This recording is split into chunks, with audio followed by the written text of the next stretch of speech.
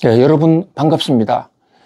자, 오늘은 윤석열 탄핵으로 두 동강 갈라진 대한민국, 보수 진보의 경제학적 뿌리라는 제목으로 말씀을 올리겠습니다.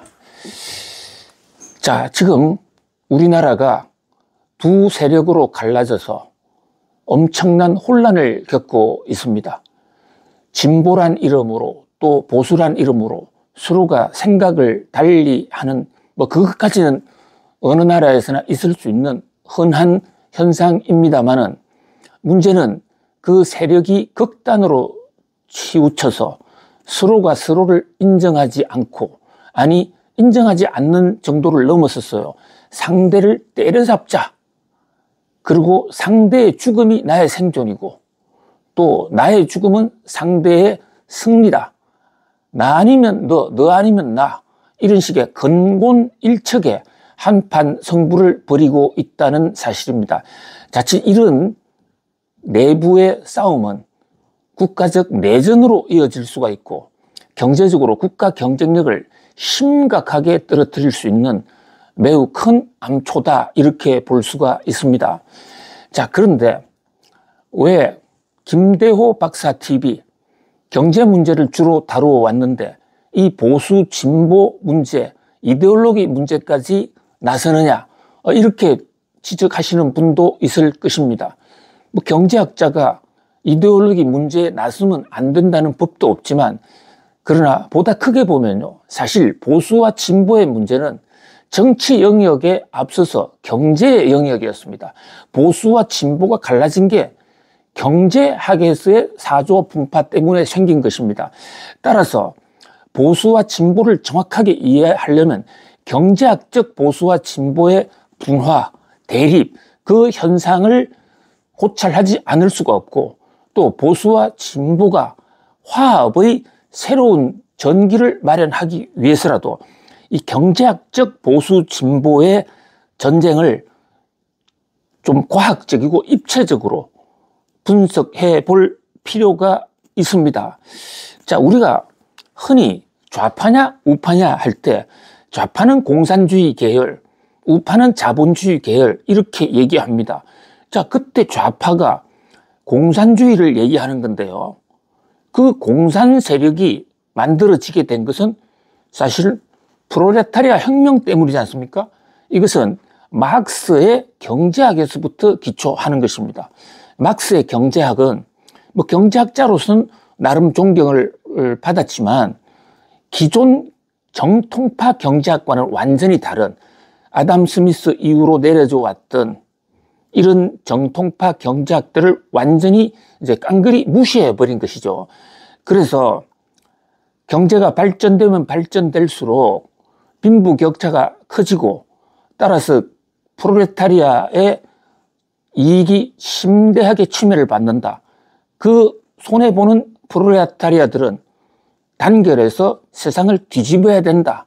자, 이 세상을 뒤집는 거, 세상을 그냥 바꾸는 것 정도는 보수와 진보가 다 같이 하고 있습니다.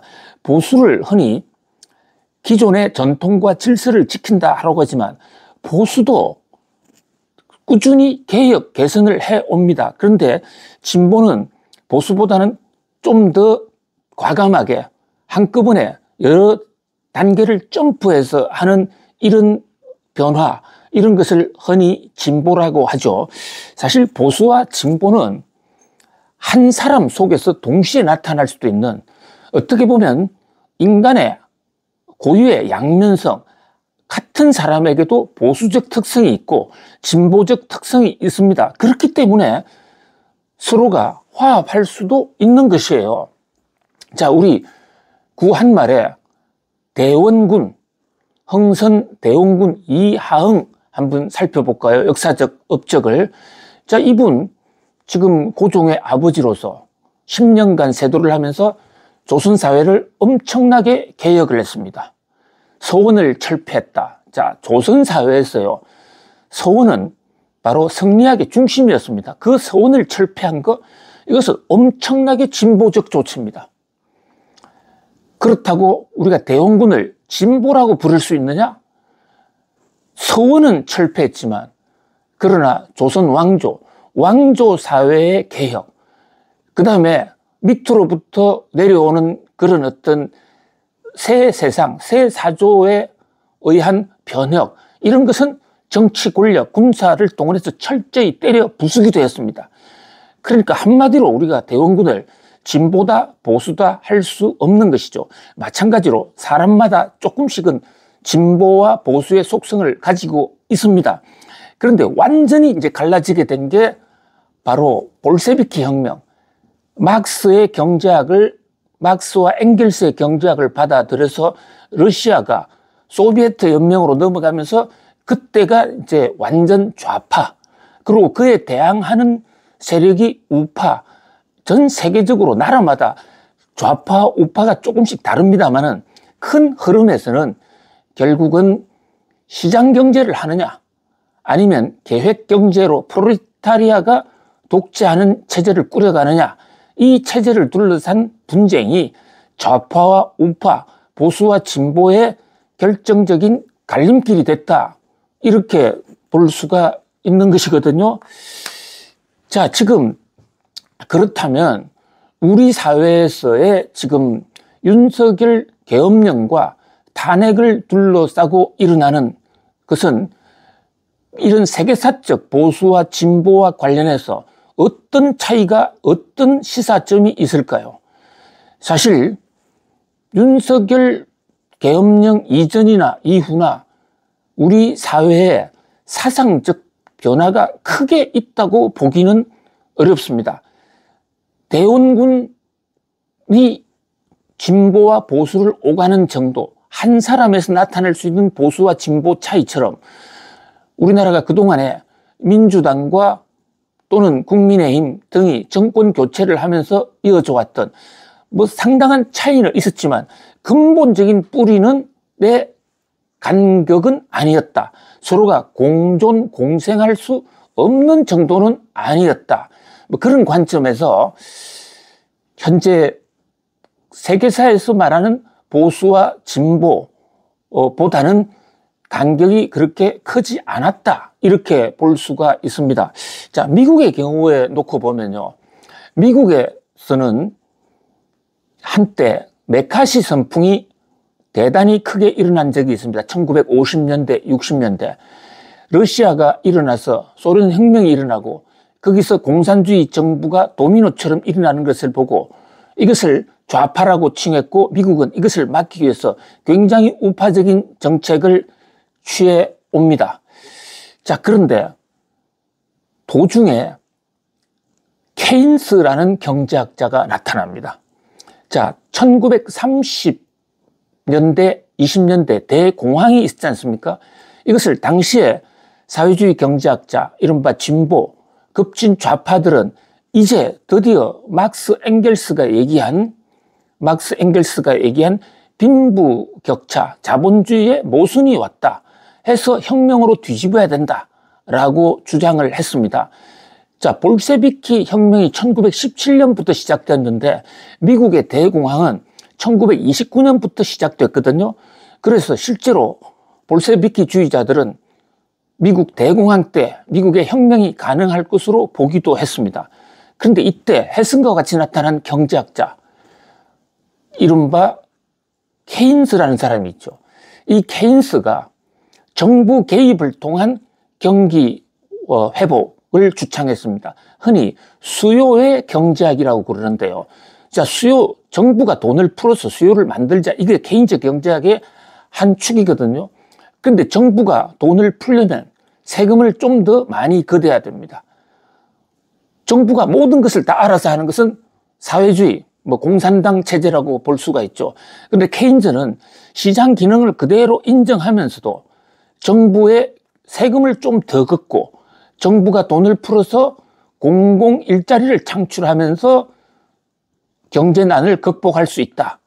자, 물론 케인스 경제학이 완벽하지는 않았지만 어찌됐든 1929년 30년대의 경제공황은 케인스 경제학에 상당히 도움을 받고 이후 극복이 됐습니다. 그리고 1950년대, 60년대 이후에 들어와서는 케인스 경제학이 세계 최고의 경제학이다 하고 칭송을 받았거든요. 그런데 정통파 경제학자들, 이를테면 막스, 그 이전에 아담 스미스라든지 프리드만 같은 사람은 이 케인즈 경제학을 좌파 정부라고 불렀습니다. 좌파 경제학. 왜냐하면 시장에 다 맡겨야 되는데 정부의 역할을 굉장히 크게 해서 세금도 많이 걷고 또 정부가 재정을 팽창한단 말이죠.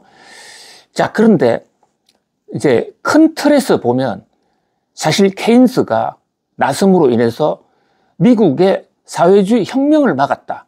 어떤 면에서는 극단적 자유방임 경제의 단점을 보완하고 또 극단적 좌파 정부의 공산체제도 단점도 보완한, 그러니까 양수 겸장의 양극단 체제를 중화시킨 중도의 정책을 만들어냈다. 이런 평가가 주류를 이루기도 했거든요. 자, 케인스 경제학이 등장하면서 사회주의 경제학과 자유주의 정통파, 그러니까 교조주의 경제학은 사실상 뿌리를 잃어버렸습니다. 지금 오늘날 전 세계 경제는 극단적인 우파 경제도 없고 극단적인 좌파 경제도 없는 것입니다. 미국, 유럽 등이 자본주의, 자유방임 경제를 한다고 그러지만 케인스의 주장에 따라서 정부의 개입이 굉장히 많이 들어가 있고요. 또 동구라파 같은 사회주의 경제체제에서도 시장을 많이 지금 가미하고 있습니다. 중국 같은 나라도 마찬가지죠. 그래서 요즘 미국에서는 자, 진보냐 보수냐를 가리는 기준, 이것을 이미 사회주의 혁명이 끝이 났다는 그런 관점에서 이제는 이데올로기 전쟁으로 보지 않고 세금 전쟁, 그러니까 세금을 좀 많이 걷자 하는 사람들은 세금을 많이 걷어서 그 돈으로 정부의 기능을 확대하는 거니까 이것을 진보적인 정부라고 그러고 이것을 민주당이 매우 선호하고 있습니다. 그런 반면에 공화당은 자유 그리고 규제 완화, 따라서 세금을 덜 걷자, 세금을 덜 걷고 작은 정부로 가자, 세금을 덜 걷으면 기업들이 사업하기 좋을 것이고 그렇다면 경기가 기업 투자 확대로 인해서 경기도 좋아질 것이 아닌가, 뭐 그런 관점에서 미국의 보수와 진보 전쟁은 세금 전쟁 쪽에 지금 훨씬 더 주력을 두고 있다라고 볼 수가 있거든요. 그러나 큰 틀에서는 미국의 민주당이 되든 공화당이 되든 미국의 자본주의의 정체성이 근본적으로 흔들리지는 않는다. 그런 면에서 미국의 사상 논쟁은 여러 가지 우여곡절이 있었습니다만은 국가 내전의 상태로까지는 가지 않았다. 그런 면에서 우리 국가 내전의 위기를 맞고 있는 한국에서는 좀 미국의 사례를 조금 반면교사로 받아들일 필요가 있지 않느냐. 자, 볼테르라는 사람이 계몽주의를 했습니다. 사실 프랑스 혁명도 이 계몽주의 때문에 인민들의 의식이 터지고 무지몽매한 대중들이 자기 것을 갖게 되면서 프랑스 혁명이 터졌거든요. 사실 프랑스 혁명 이전 상태에서 보면 프랑스 혁명은 엄청난 어떤 진보의 구테타라고도 볼 수가 있죠. 근데 그 볼테르가 했던 유명한 얘기. 자, 계몽주의는 무지몽매로부터 벗어나는 거지만 남의 얘기를 100% 듣는다.